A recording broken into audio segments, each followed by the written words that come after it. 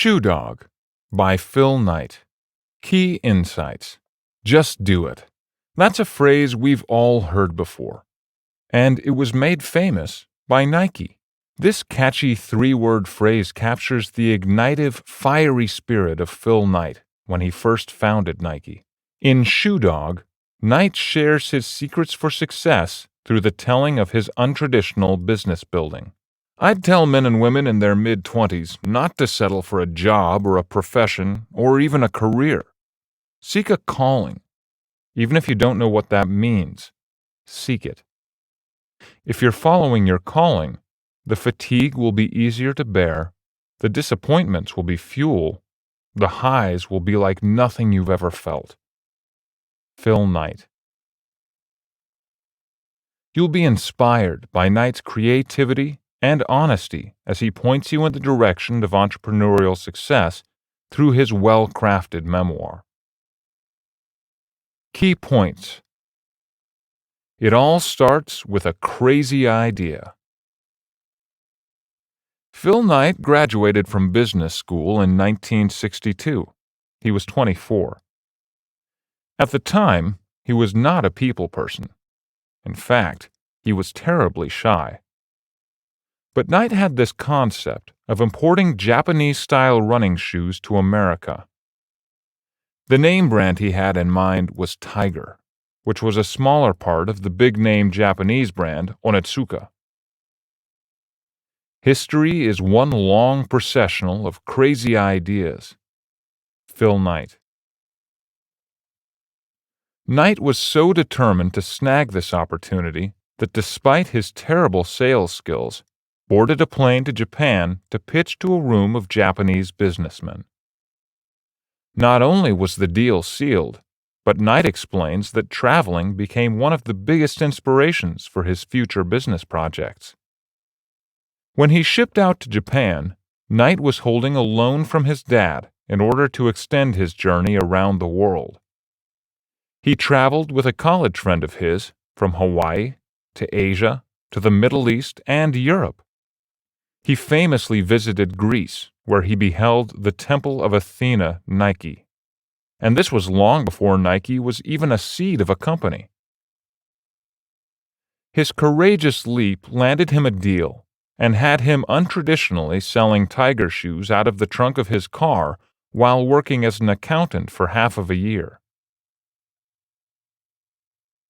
An inspiration.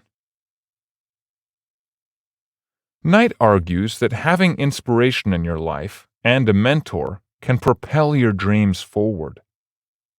Knight's personal inspiration was his college track coach, Bill Bowerman. Bill, like Knight, was a shoe dog. A shoe dog in the industry is a person who is literally shoe-obsessed and believes that the right shoe can lead a person confidently in the direction of their dreams. Bowerman, as a coach, believed the shoe made the difference, and he would have Knight try different footwear in order to observe his performance. Bowerman always wanted to make shoes as light as possible for his athletes, so he would often tear shoes apart and put them back together. Bowerman was basically a footwear designer himself. Knight secured a deal with Onitsuka for exclusive rights to distribute Tiger footwear in the U.S. Again, he did this with the financial help of his father and bank loans. The Tiger shoes were sold at track meets and through word of mouth. Print advertisements were also drawn up. On a trip to Japan, in order to continue having exclusive distribution rights for Tiger shoes in the U.S., rather than losing them to his former coach Bowerman, Knight decided to climb Mount Fuji, where he met a woman named Sarah, who shortly after became his partner, though the long distance in the U.S. eventually terminated the relationship, but Knight kept the rights. Knight asked Bowerman to partner with him at Blue Ribbon, his footwear startup. Bowerman naturally agreed, and the cooperation was highly successful, as Bowerman was training Olympians at the time, so publicity was booming. The truth about employees. Knight emphasizes that to have a successful business, your employees must be creative and eccentric. Knight hired people he knew, including his sister as a part-time secretary and his college track friend, Jeff Johnson. Johnson was a strong salesperson, but it often clashed with Knight's ideology of management. And while this was happening, tensions were high, as the bank claimed that Knight was not as successful financially as he should be. In his short-lived accounting career, Knight met Delbert Hayes, who became a business mentor and guide for Knight. And at the same time, in 1964, Knight's coach Bowerman began collaborating with Onitsuka on designs for U.S. running sneakers. Jeff Johnson's booming sales led to Knight opening a store in Oregon. But news broke that someone was trying to compete and steal away their customers. So, Knight once again flew to Japan to get a handle on the situation. While there, he claimed to a lead at Onitsuka that he was running offices on the East Coast, when he actually wasn't. In fact, those offices didn't even exist. After he flew back to the States, Knight quickly sent Jeff to open a store on the East Coast outside of Boston. Knight hired retired track stars to pose as salespeople at the store. Bowerman designed a brand new shoe with Onitsuka, which was set to launch at the 1968 Olympic Games. Their factory operations were then moved by Knight to an old, shabby warehouse. Knight quit his accounting job and took up teaching the subject of accounting at Portland State University. He met a student by the name of Penelope Parks, and he gave her the job of bookkeeper at his passion project, Blue Ribbon. Eventually, the two entered a romantic relationship and were later married. In 1969, Knight quit teaching to go full-time with his baby, Blue Ribbon. The heads of Onitsuka visited their U.S. offices, while Knight and Parks were newlyweds on a tight budget. When Parks became pregnant, the two bought a house and new offices. Parks had a baby boy. The Blue Ribbon team was a quirky group that worked exceptionally well together. They were able to look past the flaws and see the genius and knowledge within each other, which naturally helped power the company as a whole. Knight also discusses improving team morale by bonding and enlisting employees to partake in company decisions. He explains that showing that you care about what your employees have to say is important to running a successful company. The obstacles.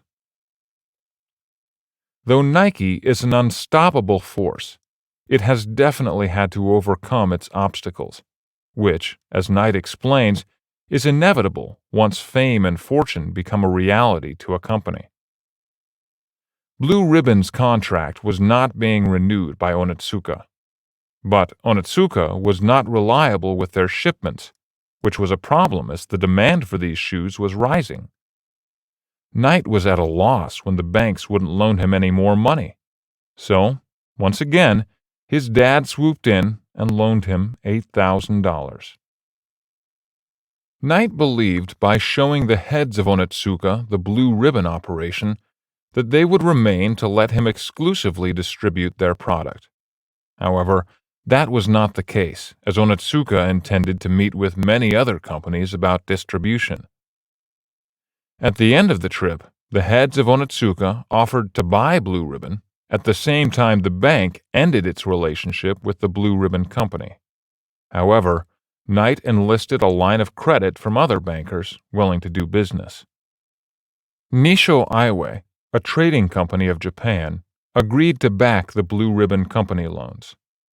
This is when Nike was born, as they needed a new brand name to make their own line of shoes.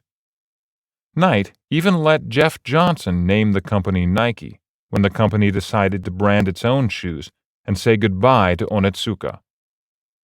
Nike began with factories in both Mexico and Japan, and they were previewed at the Chicago National Sporting Goods Association show. The crowd was impressed.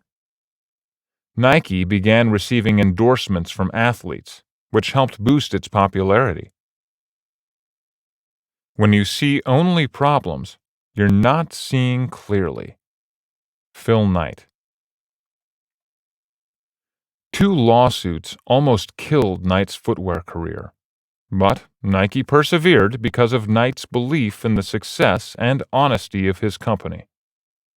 The first was when Onitsuka filed a suit against Blue Ribbon in Japan. In retaliation, Blue Ribbon filed a suit against Onitsuka in the U.S. Throughout this time-consuming debacle, Parks had her and Knight's second son. Blue Ribbon came out on top of their U.S. lawsuit when Onitsuka was found guilty of trademark violation. All businesses will go through trials and speculations, but it's important to remain strong and believe in your company fully. This was the case in many stages of the Blue Ribbon Company.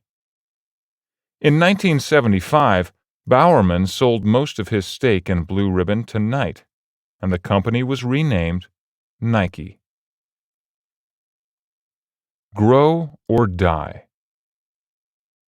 Knight ran his company with the mantra, grow or die. He invested all the money his company made, minus what he was paying his employees, to grow the company bigger and bigger. Life is growth. You grow or you die. Phil Knight. This was definitely a struggle, as Knight was facing financial troubles following the previously mentioned lawsuits. In 1977, a genius idea was brought to Knight's attention by an aerospace engineer to put air in the soles of Nike sneakers. Also during that year, Nike's competitors worked to have the U.S. Customs Service send Nike a massive bill for $25 million, claiming they violated the American selling price. Knight, of course, traveled to D.C. to try to eliminate this fee. Knight ended up paying only $9 million, as the government charged him with an antitrust lawsuit. By 1980, Knight was back on top, and his shares grew to a whopping $178 million. And by 2007, Nike was the head of sportswear. Values. One of the big things that Knight emphasizes is to treat setbacks as a challenge. It should not be discouragement, and they should be approached head-on with creative energy. Another value of Nike is treating his employees well. Nike is currently working hard to set higher standards for the factories in which their employees work, while also raising the pay. Having a heart and believing in your company is what makes it successful, stands out, and a great place to work. Knight emphasizes his dedication to the history and culture of Nike throughout all of its trials and errors. The main takeaway. Nike started with some creative, crazy ideas that formed into a successful company full of heart and dedication. By thinking creatively and believing in his dreams, Knight created a global company worth admiring. Hi, I'm Rhonda, and this is an exclusive audiobook video recorded for the Audiobook Master Channel. Enjoy your audiobook and have fun learning.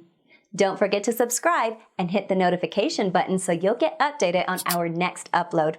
If you liked the video, give us a thumbs up and say your thoughts about the book we just covered. Do you want to listen to a summary or review of a book that we haven't covered in the past?